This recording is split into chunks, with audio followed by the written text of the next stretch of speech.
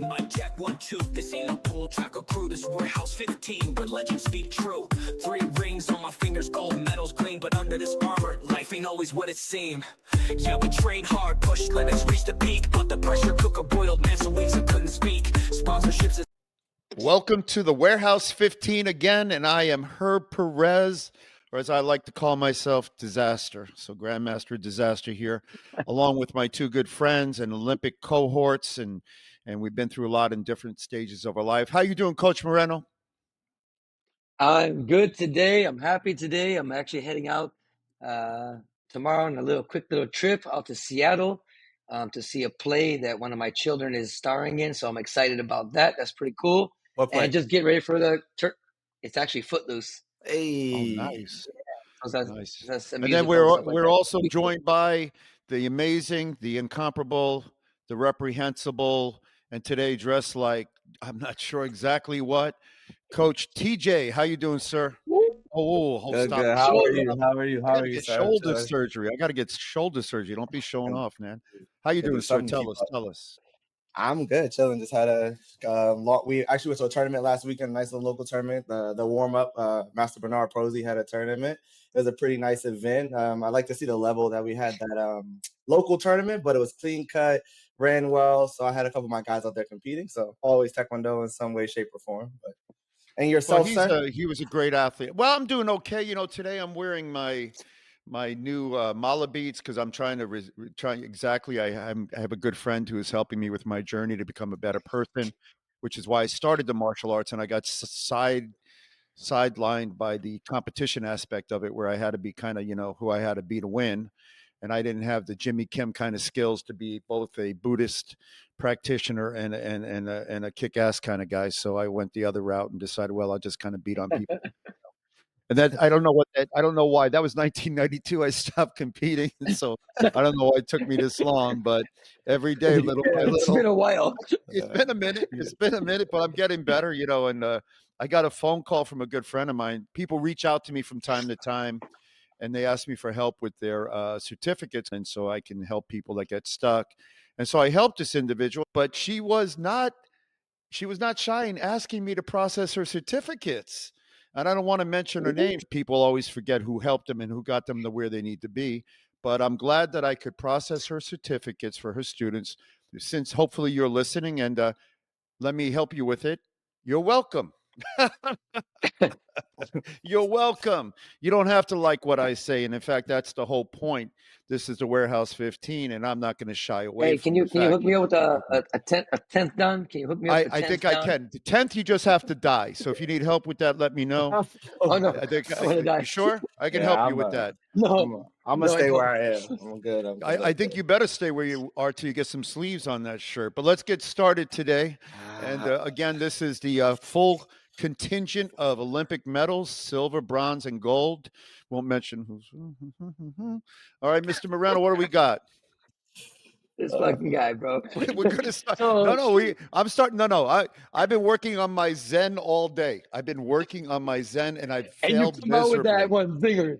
Dude, We I made had the a. I'm biggest good with it. mistake. We made the No, biggest mistake I asking had him a. how he was doing. Don't you Like, shouldn't that was ask. the Don't worst ask because question ever. I'm going to tell you. Yeah, but like most times, people don't understand this. When somebody says to you, "Hi, how you doing?" They don't really want an answer. That's like a greeting. It's true. You don't That's literally right. want to answer.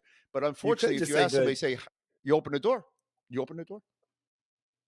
All right, Simply ask me Hey, put. again. Ask me again. Let's I try again. do. Ask me again. Ask me how I'm doing. Hey, how you doing, young? Amazing day. Nice to see you all. Let's go. Did I mention My that thing mistake. again? Nah, No, go that's ahead. bullshit. Yeah.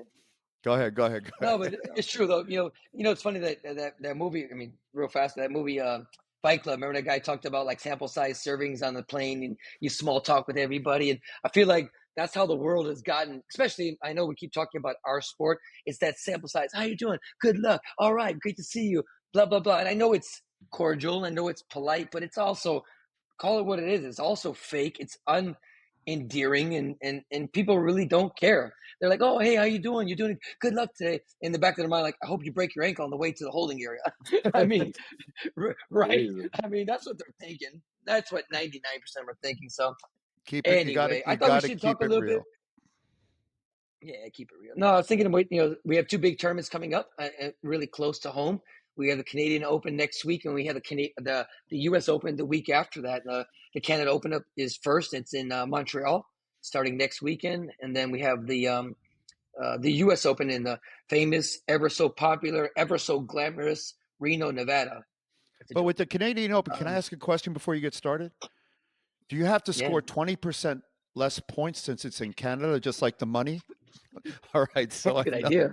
we just lost all our Actually, they Canadian put on a viewers. pretty. Yeah, I'm gonna take up for the wifey here. Actually, they put on a good tournament in Canada. Oh, It's not bad. It's always in a nice venue. This time it's in Montreal. I think I've been in this venue before. It's usually pretty big. A lot of I think last year we went. Korea bought out some guys. I think like their B or C team was there, plus a couple of their big guys that were still qualifying for the Olympic Games and stuff like that. So it's yeah. always a good showing in Canada. No, hey, let me say this about the Canada Open. I mean, last year was in Vancouver. This year it's in Montreal. They run a Okay. clean tournament. They run a on time tournament. Um, and actually, I was looking at the numbers. I mean, I'm not perfect, but the numbers are pretty high in the sense of overall participation. Like I'm talking cadets, juniors, seniors. Um, compared to the U.S. Open, which is historically normally pretty big. So it's interesting that I don't know how deep the divisions are with quality athletes or anything like that. I haven't given it that much. I will be going. Actually this year I'm taking a bunch of cadets and juniors, so it's the first time in years that I've done that. And for some of my new young kids, I think it's going to be an awesome first step to get their feet wet. But I'm excited also about some of the the senior athletes that are going to be competing there as well, because it kind of kicks off this new point cycle. I mean, I know it started last year in June, but for the most part, this is the first year, 2025, of this of this new generation of 2 years with the point cycles. And having these two tournaments right here in North America, I think is interesting. It's huge, and it's interesting because not everybody, not a lot of the big American players are going to both, which I was a little bit surprised. I mean, historically, the U.S. national team, well, I mean, the group at their academy, they haven't been to Canada. I'm not sure why, when they could kind of get 2 for 1, And the build up some points pretty quickly.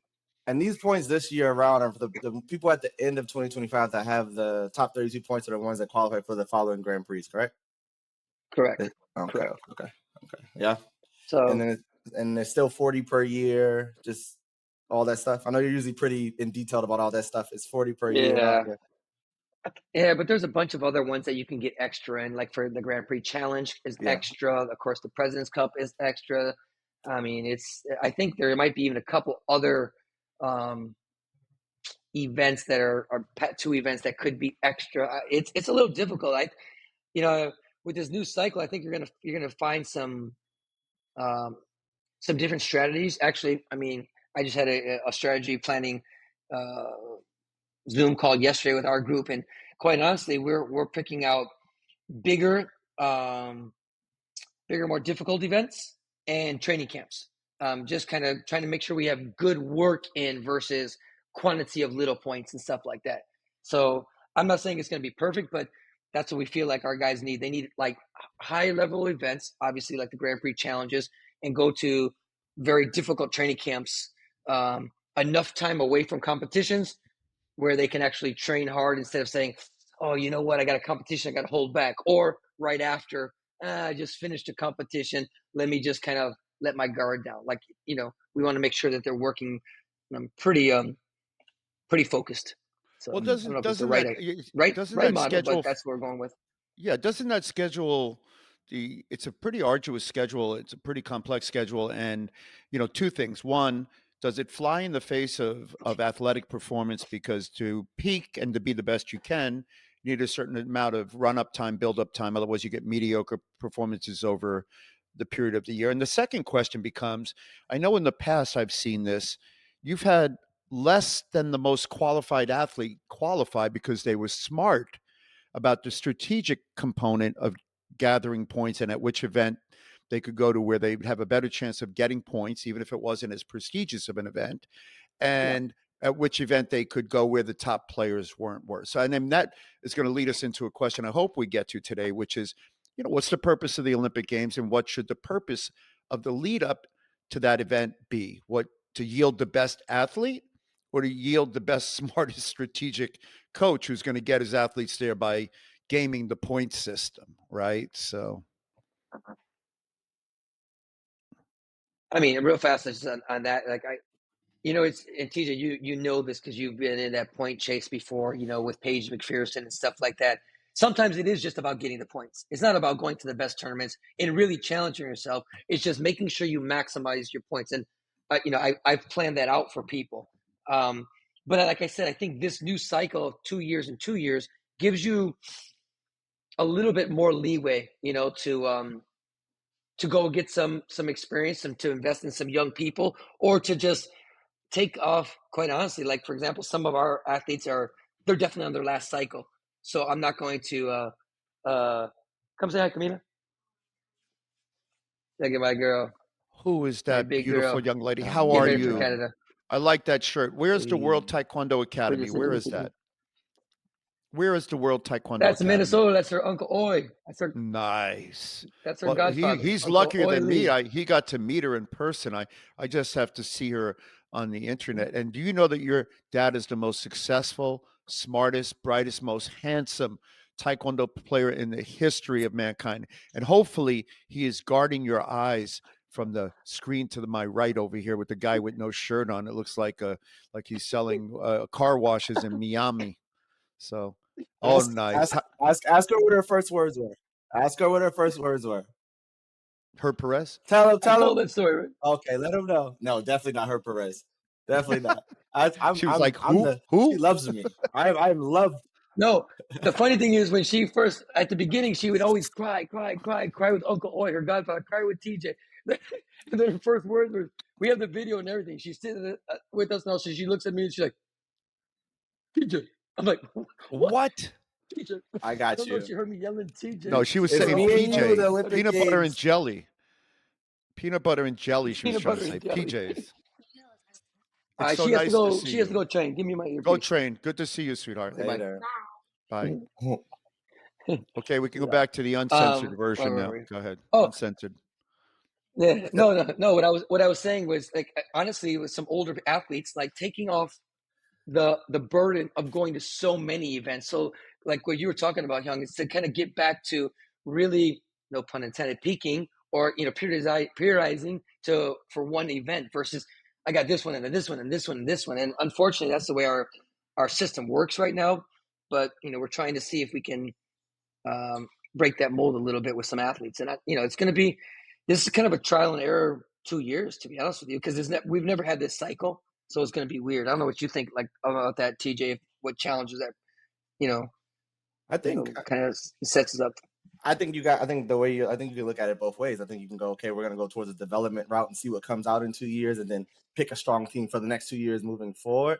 But like you said, I think the issue will always be having to go to certain events as opposed to being able to pick the events. Offsetting with training camps makes perfect sense. But I think again that the mindset used to be going to tournaments where you knew the big names were going to be. And I think that's something we all can. That was always my struggle as far as being on the U.S. national team back then, was I feel like we didn't get enough shots at like these big guys early. So we'd show up at the Grand Prix and fight them, as opposed to I think the European circuit and these guys see each other a little bit more often. So I think that's almost the right approach. Let's go get in front of the big guys in the division. So come the Olympic Games, come those moments where we have to qualify, have to win a match, we don't feel so uncomfortable. We don't feel so thrown off by those moments. So But it's definitely a different. Go ahead.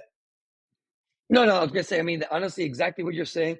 This guy told me I don't know, 40 years ago, like, you don't go to Korea to beat Korea. You go to Korea to experience them, to see what they're doing, so that the next time you get in front of them, you don't freak out. And that was in our day, okay? They were the big guns. Now it's China, Uzbekistan, Iran, whoever it is. You got to see those guys and you got to be in the same room with them. So, for a Rocky thing, like, it's just a man, it's just a woman. They put on their pants just like me, they bleed just like me. So I know that sounds kind of cliche, but it's the truth. I mean, some of these guys, they talk the game, but they get in front of those big countries and those big names, and they're just like, I mean, they're frozen. I mean, they're deer in headlights. So I think the more you can get in front of them, you can kind of take off that edge, and hopefully you can have a better performance and move up the ladder.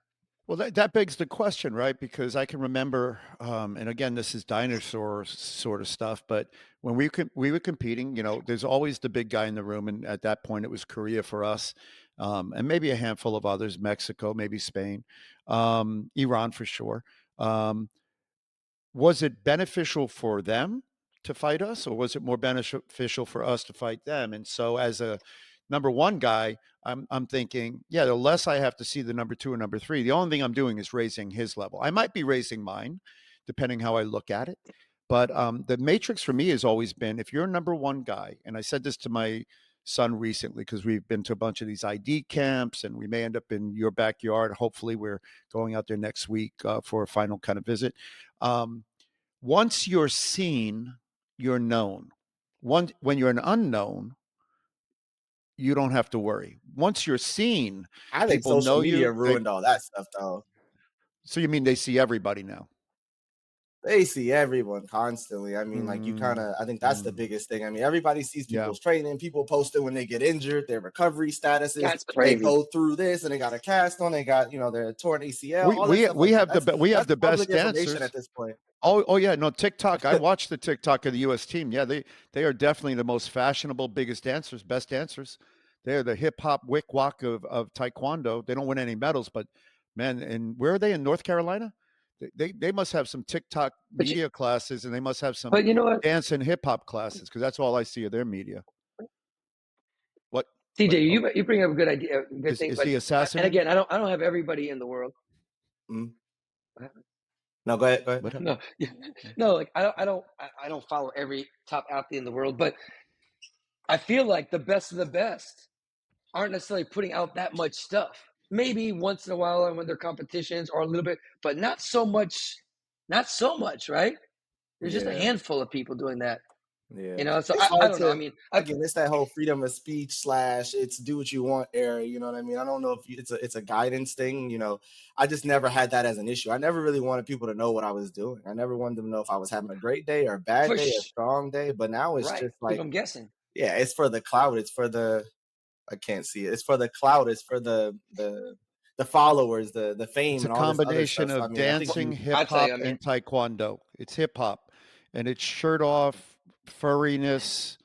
I mean, I hate to pick on the individual. I don't want to mention their name, but I mean, the name is pretty I just think prevalent. that. I mean, I'll tell you one thing. I mean, I know we're getting off track here, but like I don't look. You want to put your trainings, you want to put your wins, you want to. But when you start putting your injuries up and your uh, man, I guess maybe it's a younger generations, people yeah. expressing their how when they're in bad moods or bad states, when things are like I don't know. I just feel like you're I don't know. Maybe they feel like they're letting the world see them as real people, but at the same time, I think in this kind of sport, you're also showing your vulnerabilities. I don't know.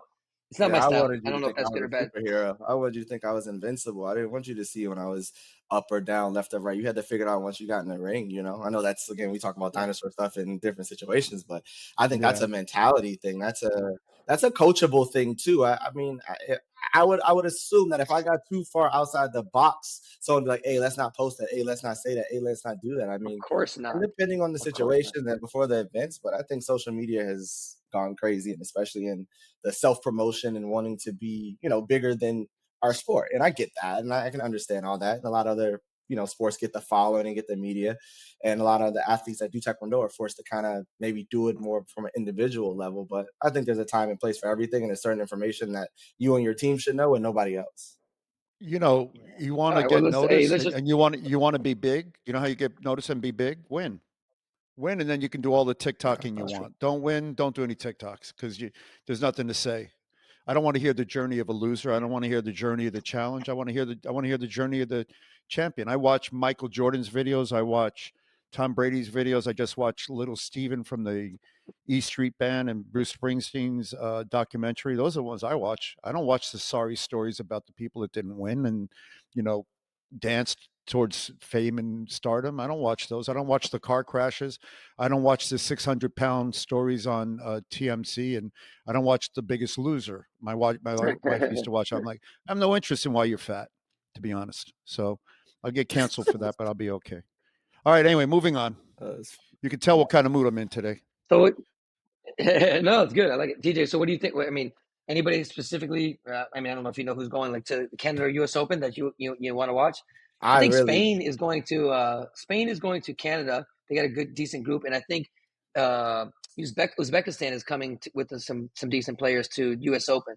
So That'd be kind of cool. Yeah, I'm not sure who's on the registration list. I know I was reading a post on Facebook earlier. I know that those numbers often change, and we have people have the yeah, ability to show up and register for things and then not come. And the final bracket is always a mystery until you either see them there or not. I just hope the level's good. I mean, like you just said previously, I think for Canada and U.S. Open should be. Hopefully the level is high, so you get some of that development. You get to see those matches, you get to feel those matches that you're out there looking for, as opposed to it being a glorified Canada Nationals or USA Nationals. So I mean, I'm not responsible, obviously, or I don't. Somehow, though, I think we need to in this region of the world. We have to attract some of these top level athletes. I think we're going to have a pretty decent numbers, across the board. I mean, average, but it would be nice to have, like last time they had Korea was there. I thought that was really good. Brazil came, that was really good. But somehow we have to really get out there and make sure we get some of these other countries. I mean, I guess there's two ways to look at it, because I spoke to somebody in Canada last year, and they said they were disappointed that all these top Koreans were there, because they're taking 20 points from some Canadians or some Americans. So I get that, but at the same time, which you mentioned it earlier, Young, about what is the ultimate goal? And the ultimate goal should be to get to the Olympics. The ultimate goal of the Olympics is to win the Olympics. The ultimate goal is not to win a silver, a bronze, silver. It's the goal. That's literally the ultimate goal. Now I know that varies by country to country, athlete to athlete. I mean, some people are just happy to get there. Some people are lucky to get there. Some people get put there. Um, so I know that gets a little muddy, but I think that it would be nice if these two tournaments over here could get a strong Mexican team, a strong Brazilian team, a strong U.S. team, a strong Canadian team, a good German or Turkish team, and all of a sudden you got 5, 6 national teams plus a bunch of other individuals. Now we're talking about a pretty good tournament. If we can get all those people in the same room. So yeah, just we'll So see very soon. We'll see very yeah, soon. I think you have to ask yourself that question. And so I start the other way, but I did notice you started with a strong Mexican team. Dun-dun-dun. The the reason I asked this they're not is, that strong anymore. no, but they used to be amazing, No, and they're not. yeah, but they can be, right. They have the They're struggling. capacity, and They should be. They should be. they should Oh be. yeah, So it's a warrior culture. It's perhaps one of the best warrior cultures, right? So yeah. here's the question for you. So if you think about the Olympic ideal, and you think about what the purpose of going to an Olympic Games is, and we reconciled this when we were building the television show. It wasn't about who won. It was about how high you raise the bar. When I go to the Olympics, I don't care who clears the high jump the highest. I want to see if they can raise it an inch. I don't care who runs the mile the fastest. I want to see if they can shave tenths of a second off of it. So for me, if I'm being pure as an Olympian, as a guy who used to serve on the board and stuff, how high can we raise the athletic level and test the limits of human endurance, strength, and conditioning? And what are we capable of? Now, if that's a Kazakhstan person, a Mexican, a Puerto Rican, an American, whatever nationality you throw in there, I almost don't care. I have some pride in my nationality and my country, but at the end of the day, I want to see the best athletic performance. So I think that the Olympic Committee, if you were to ask them, they're like, we want to raise the level of the games so that the individual performance is the best it's ever been. I don't think you want to go to an Olympic Games where they don't set Olympic records or world records. I think you want to see that number continue to be better. So then when a country goes, they're under a lot of pressure economically because most countries have a ministry of sport that's funded by the government, not ours. We're sponsored by sponsors. So we have a different pressure. We have to make sponsors happy. Sponsors like gold medals Mhm. because gold medals make money. And as a country, the mission in the United States is inspire Americans through our performance on the gold medal platform. That's it. That's what the mission statement is of the Olympic movement now. It used to be, sport for all. No, we want to inspire Americans through our performance, and that means gold medals. Now, if you can deliver, we give you money. If you can't deliver, we don't give you money. Why USA Taekwondo gets money? Still a mystery to me. Now, as a coach, though, your job, our job as coaches, as purveyors of the torch, is performance. We want our athletes to have the best performance And that should manifest itself in a medal. But we have to be performance first, results second. We can't be focused on results because then we do things like, okay, let's figure out which tournament should I go to get my guy to be able to go to the Olympics. So we had a situation a few years back with a particular athlete made it to the Olympic Games. Surprise to me, they point gamed it and got to the Olympic Games. Went to the Olympics, didn't win. No surprise. And then we have a training center in the middle of nowhere, athletes training.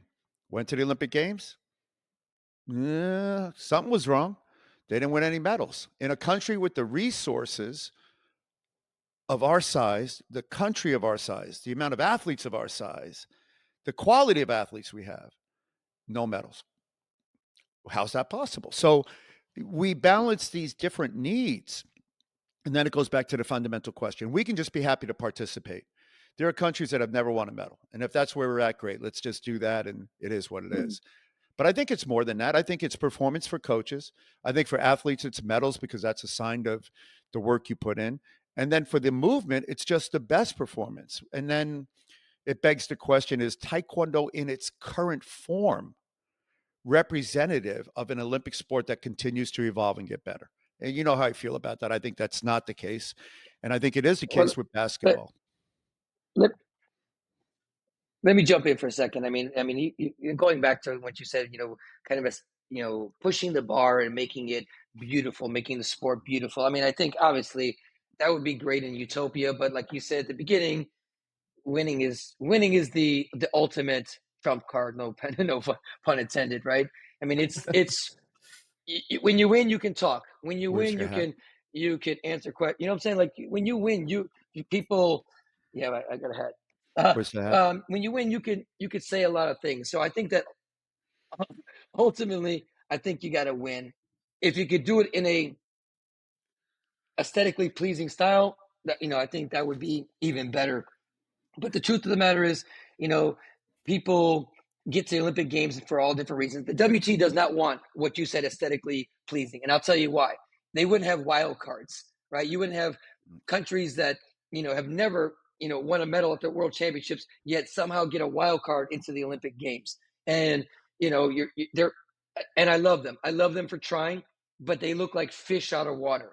They have no idea of what they're doing in the ring, and they get demolished by the number one person in 30 seconds. It's almost comical and embarrassing. So the WT, they should never have that. It should only be the top of the top. That's what the Olympics represents. It's the best of the best. And you could say the same thing for coaches. There's been, many times where people in this country have lobbied and politicked and did this and did that, and all of a sudden they show up, they get on a coaching staff, and the next year you never see them again. Like, what purpose did that serve the betterment of the country, the development of the country, the betterment of that athlete? And you could say for whatever reason they left. They left to change professions. They left because they were tired. They were left because they're burnt out. But most of them still have martial arts schools, and That's you don't see more. none of those guys. That's more for the coaches, though. That's more for the coaches' ego, though. I remember when I know you mentioned Paige a little while ago and having to do point chasing and stuff like that with her. As much of a privilege as that was to be at that stage playing with that level, the anxiety and like the build up to all that stuff and having to be in those pressure moments was also a big deal. And I don't think these coaches, I don't think some of them look at it that way. I think it's an opportunity for them to go be like, look, I'm at the Olympic Games, not I'm here to support what you guys just said about the movement of this athlete going to win a gold medal. Because if you're looking at it that way, then even again, we don't got to touch on exactly, but if you're putting people in situations that is not going to put them in the best position, then as coaches, we're doing the wrong thing.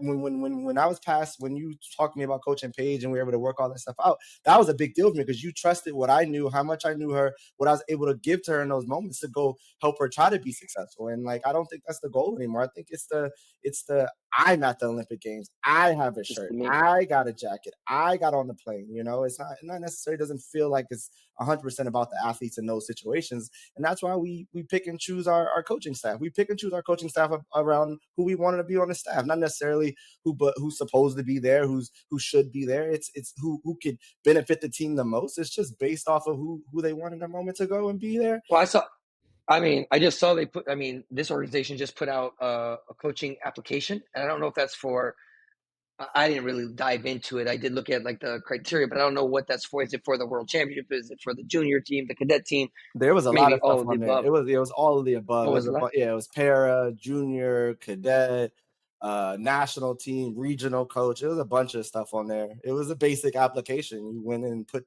So all your so stuff. it'll be interesting to see if are we doing the right thing for the athletes and the team, or who plays ball. Wow. That'll be interesting. Yeah, we'll see. So That'll be interesting. We'll see. I'll keep you history, updated. yeah, history repeats itself, and unfortunately in our Did you sport, apply? You applied. Yeah, I me, did apply. I did apply. no, I wouldn't I put apply. in I no, don't yeah, even. coach. Did you apply? Grandmaster Disaster. Did you apply? Are you kidding me? I did put an If I application. were going to apply, what I would apply for, and I would do the job for about 2 years, and then I do two things or three things when I did the job, and then I'd get ceremoniously fired or run out of town on the rails, right? Because I would go in and fix stuff. If I were going to apply, I would apply under the sole fact that I could come in and fire pretty much everybody. And it would make my day to fire and replace the current CEO. And then I would come in and fix the sport, and we'd have medals at the next Olympic Games. And at the end of the Olympic Games, they would put up a noose and hang me. Because along the way, I would get rid of all the third, fourth, fifth tier people that shouldn't be in the room. The politicking of choosing coaching would go away. I'd pick meritocracy coaches, coaches that have proven records and can deliver athletes and deliver results. And I treat it like a professional team. I'd fund them.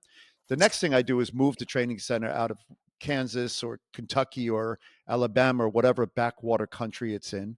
And I'd move it back where it should be in a central hub.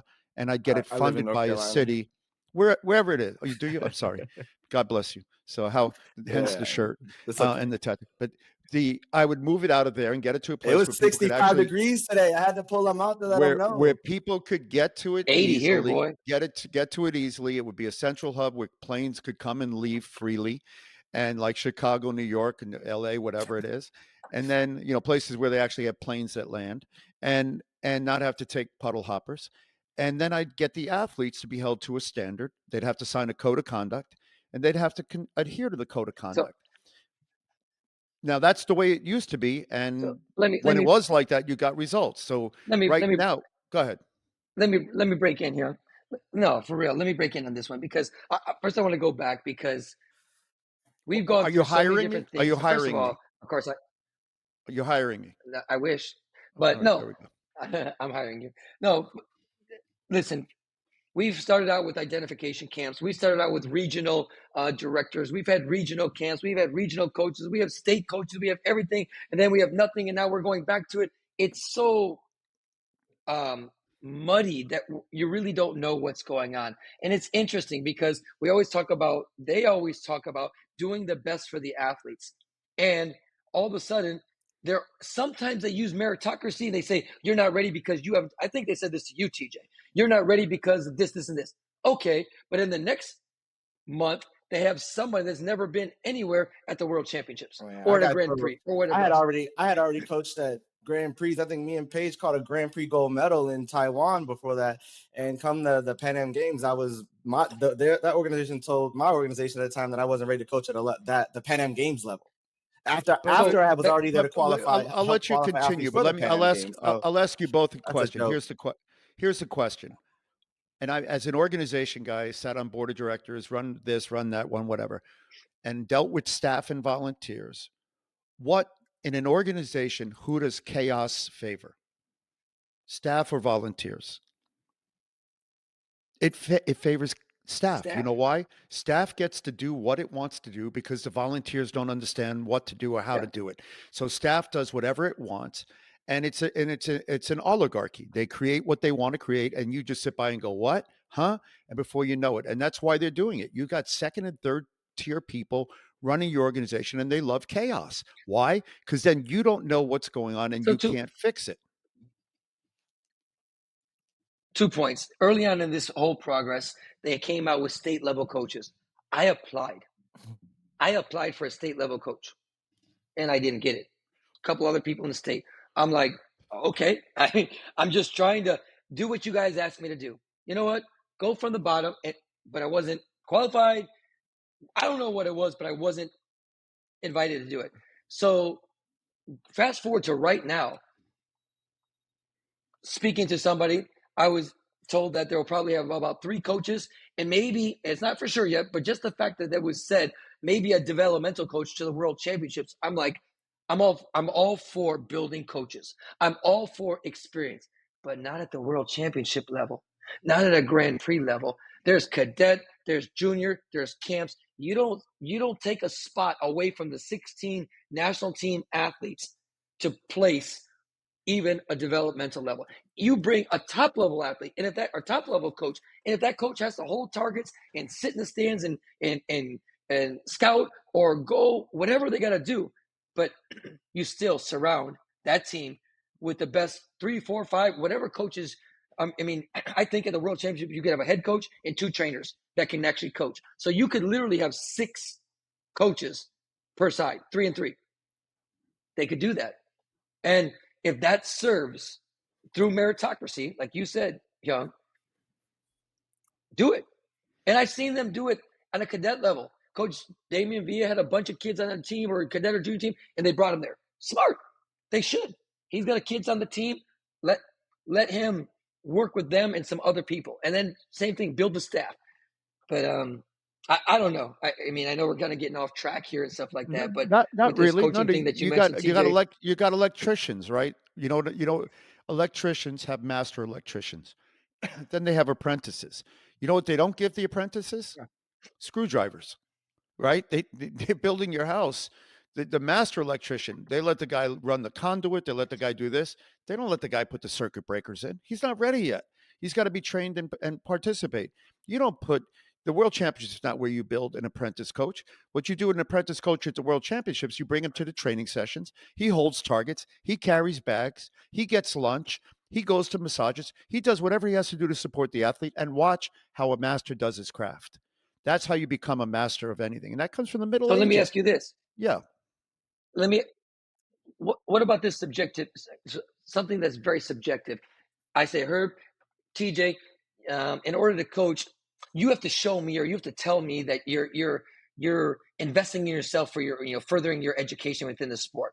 And now, what does that mean? Does it mean coming to my class, my program, or what if you said, yeah, I study every day. I follow this person. I read sports science books. You know what I'm saying? Like, what does that what constitutes furthering your You education? got to Because set that you was got to part of that was it. go ahead. No, the reason I bring that up because that was part of the qualifications to be a national team coach. But then you got You to have to outline. The Otherwise, CAP commit to program, furthering your it's education. not something like that. objective. You got to make it less It, subjective. Uh, You got to say if you want to create a coaching program, which we did back in the day. You say here are the levels you have to know, and this is what you need to know. And as you know more, hold on, and we'll real give you fast. more opportunities. Go ahead. DJ, did you say what did you? They it's have that what you have to do. Yeah, it's what is it called? The CAP program, coaching something acceleration program, something like that. So they said they'll weigh that into the options of whether they select you or not if you've been to one of those things. I don't know. Like I was telling you, Okay. I've been to a Paul Green super camp though, where we sat in a room for 2 days. It's about $500 a pop when I was with WCAP, and we went over coaching and all that stuff like that. And I think that was supposed to qualify us for our level 3 in the United States. My badge still says level 2. I'm still waiting for this upgrade to level 3. That was a 2 day long thing, so I don't know if they include that in all that stuff, but it's again, like you just said, if you're playing ball, if you're gonna be there and do this Well, and do that's that. listen. It's not if I mean if it's a real course, like not just shadowing people or coming out and kind of seeing what we do. If it's a written course, a technical course, or something like that, that you can make an argument for that. But what if my program, what if your program, what if someone's program is flourishing, and you're putting people in the national team? Matter of fact, you might beat people head to head. So, but I still have to go. I mean, I understand there's a minimum. There's safe sport, there's level 1, there's level 2. But when they start throwing those other things in there, like, I don't know, what if you can't make it out there? What if you can't afford to go out there? What if you haven't been invited to go out there? I don't know. All of a sudden, that's a prerequisite, and I don't know if that it is or it's just going to be in consideration. But I just think they throw stuff in there like that to muddy it up. And you're right, Herb. That's a good word, chaos. And I don't know if it's purposeful or not, but it seems like it's built to and listen, I'll say it, TJ, I'm a champion of you. I know you've done a lot in this sport, and you continue to do a lot in this sport. And for you to not be part of that staff, if it's because of me, it's because of Peak. And I know you've heard this thing before. Don't be with Juan. Don't be with Peak. Cut it off. Like it just to think that someone of your caliber that coaches two people on the national team, probably three people, to be honest with you, like that they wouldn't even consider you. So, and you have such a good reputation with so many of these kids, so many of these people. I just think you'd be a natural fit for them. You'd Thank be you. an asset.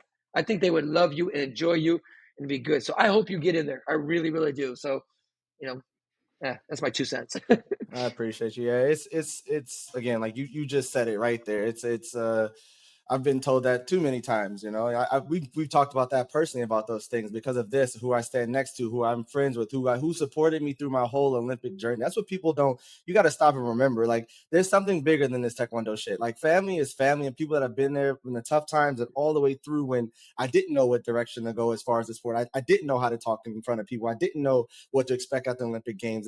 You were there to help me through all that stuff as a coach, as me as an athlete, you as a mentor, and all that stuff's way more important to me than any of this other stuff that can go back and forth. So call me again. If that's the case, like I told someone before, I'm gonna denounce. I am no part of longer Peak. Nah, I'm Peak to the core because that's the people that have stood by me from day one and got me to the Olympic game that gave me an opportunity to be the best athlete I could.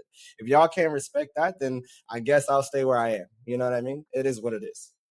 So, So Yeah, legacy means building something and then building a succession plan to follow. So a great coach trains his replacement. A great program trains the next people that will come in succession.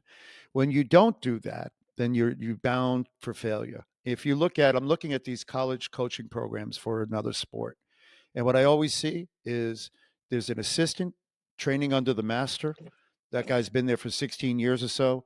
And one of these guys is coaching my son, and I see he's going to ascend to the head coach position. Hopefully, they always open the door, right? You want to get the best person. So, in what Coach Moreno said, you might leave the door open for a guy who became in. He's a performer. He all of a sudden he's performing. He's created something new. He's created a dynamic, and you say we got to recognize this guy, and you pull him into the mix. So you have to create succession and legacy planning where you get great coaches in the room. And if you do random coaching, then you get random results. And this is what's happening with, certainly happening with Taekwondo in this country in that sense, except for the private programs, because by nature, those coaches are there forever. They own the program. But in the national program, it's chaos. And there's a reason why it's chaos, because when you throw crumbs to the masses, you keep the masses happy. So every little Mm. swish swash of a coach that would have never even seen the light of day based on performance is hoping the crumb will drop. Will they drop a crumb my way? Will I get to be an assistant and go to the world championships and I can put on my Dojang world? I am an assistant coach. Well, welcome to the Cookie One dream, right? The Cookie One, one day this will all be yours. What day? When does that come? Well, guess what? In Taekwondo, they're playing the same game. Why? Because they were trained by the same people. The guy running it, our good friend of ours, he's the master of that political disaster. He was trained by one of the best in the business to be a charlatan. And so, oh, wait, you'll get your chance. Don't worry. We got a crumb for you. By the way, it'll be one crumb. You'll get it. And then bye. So the legacy of coaching here doesn't exist, nor does the succession planning. Now, how do you ignore? I laugh when they don't make you a state coach. They could have said, you're not a state coach because you're too big for that. You shouldn't be that. Or they could say, dude, we got this amazing talent here in Florida that could be helping us build a tremendous amount of athletes. We got a tremendous amount of athletes. Let's get this guy in the building, right? In my situation with the Kooky One, I chuckle, right? Ninth degree black belt, Olympic gold medalist, Pan Am gold medalist, World Cup gold medalist, all this stuff. Kooky One, they choose Kim Lee Park across the board in the United States. By the way, not a Kim Lee Park that you know. Talk about nepotism, racism, ethnocentricity.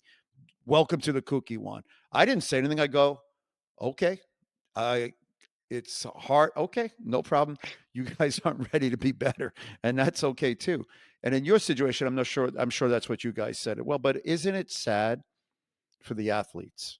Isn't it sad for the coaches development. I would love to be trained by a Moreno or a TJ if I were a coach coming up and learn. First thing I do when I meet a great coach, I talk to him. I went to this program back east and I looked at the coach and he said something. So I went up to him afterwards. I said, that was amazing what you said. He was talking about the 4 pillars of the sport. And he was talking, but he said this thing about mental training that was amazing. So I talked to him. I was like, man, that is, can you tell me a little bit more how you came to this idea and what do you look for in an athlete and what you find are the commonalities? Now you got to be willing to grow and learn. Now, if you're not willing to grow and learn, then you'd be willing to die on the vine. And so what we, and listen, let's be clear. Like I always say, performance, results. Okay. Did they perform? No. Did they have results? No. Have they had results in performance? No. So systematic performance and results like Korea, like Iran, like Kazakhstan, like China, like whatever you want to say. There are countries that historically perform and they base it upon a historical performance and a development of coaches and athletes and a pipeline. There is no pipeline in the United States. There is no coaching pipeline. There's no athletic pipeline. And if anything, it's become more silo mentality and more secluded and exclusionary rather than inclusive. The inclusiveness has been of That's what I'm second, saying. Listen, third, and fourth tiers. listen. Again, I know sometimes we get going in circles, but the truth of the matter is, I mean, this country is a great country. Again, I work for another country. You guys know that. I work for Brazil, but this country is a great country with great athletes and some great coaches. And it is just a shame that we're struggling like we're struggling. And it's what's interesting is on a cadet and junior level, we do pretty decent, especially on the region on the North America and the Pat 2 level. We do great, great. And I got to watch some of these kids, a couple of weeks ago, and I think some of these guys are going to do pretty good at the cadet level. How can we keep them to senior level? Why is our senior pool like it is? Is it leadership? Is it structure? Is it motivation? Is it hope? I don't know what it is, but looking at this coaching thing and kind of just reading between the lines, it doesn't seem like it's exciting for coaches to be able to keep their athletes in the pipeline long enough for some sustained success. So I don't know.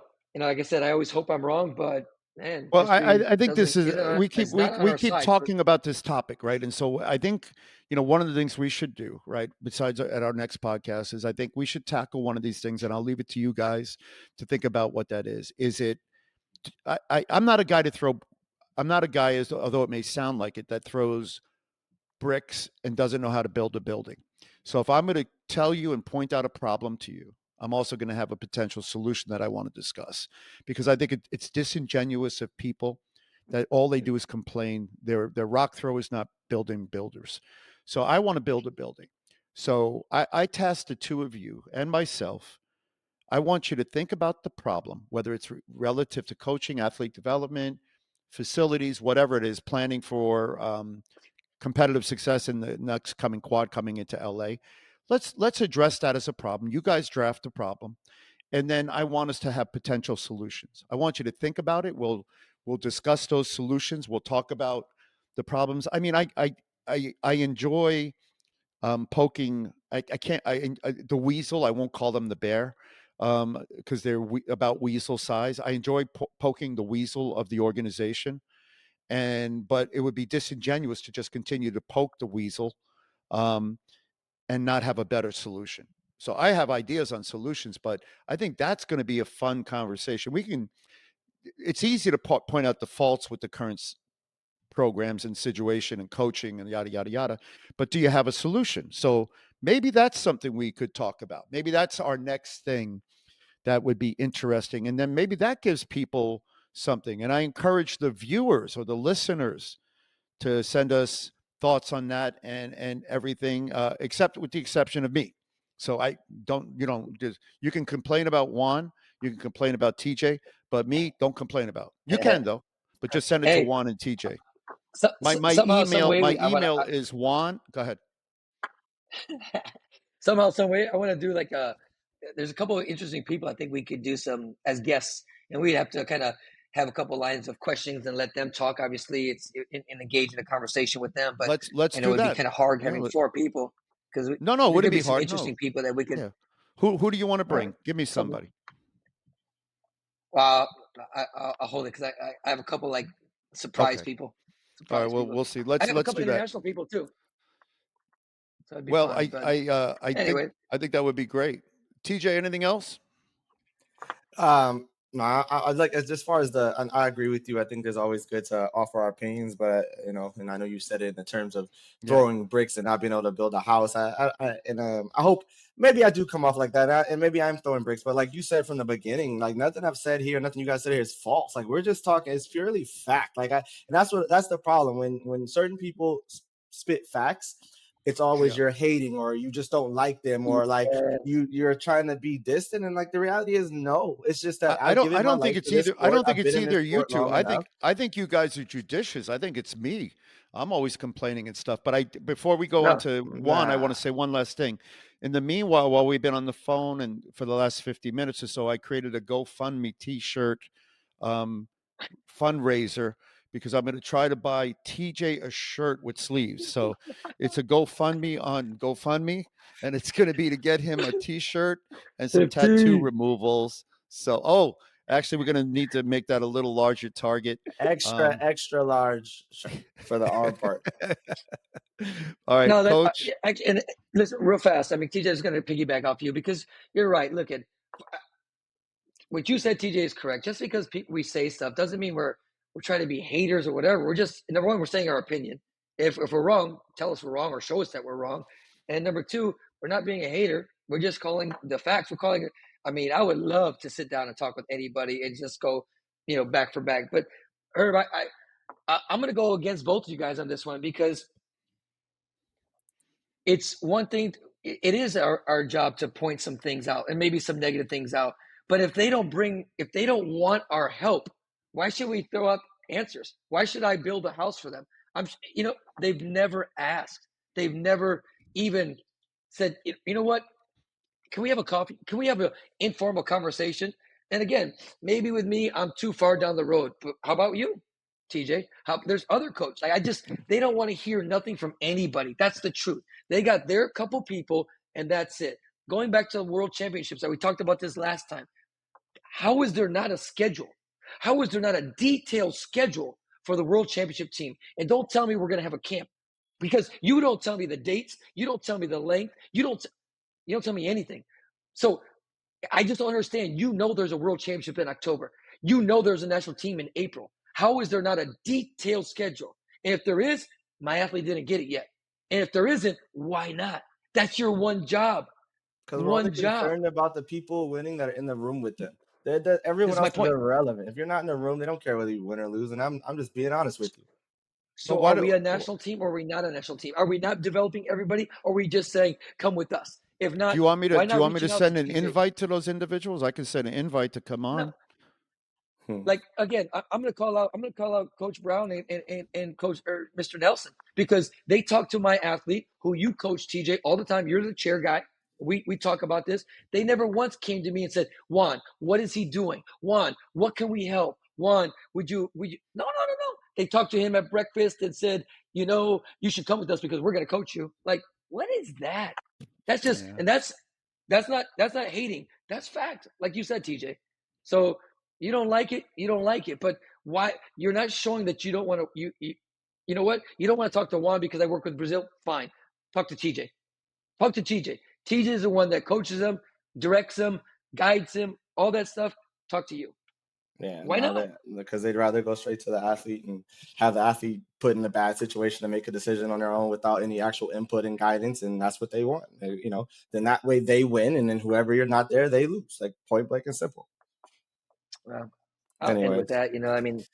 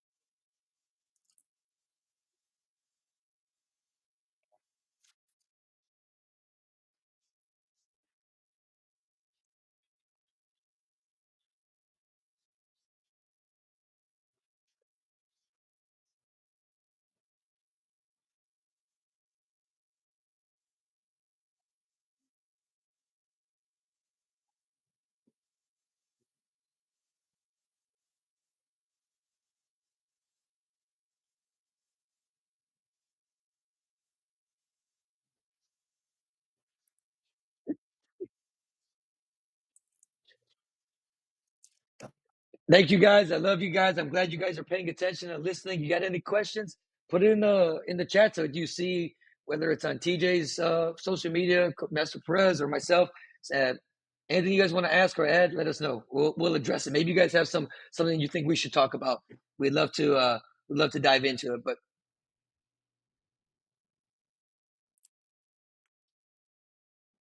I had to change it for you. I had to change it for you. I gotta own it. I don't know. I got to the mountaintop and I left with something. I gotta own it.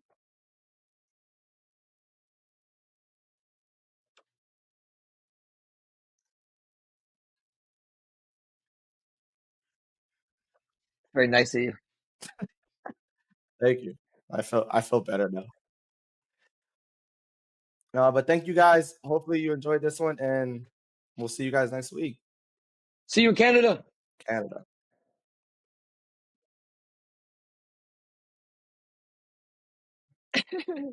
Thank you. Peace.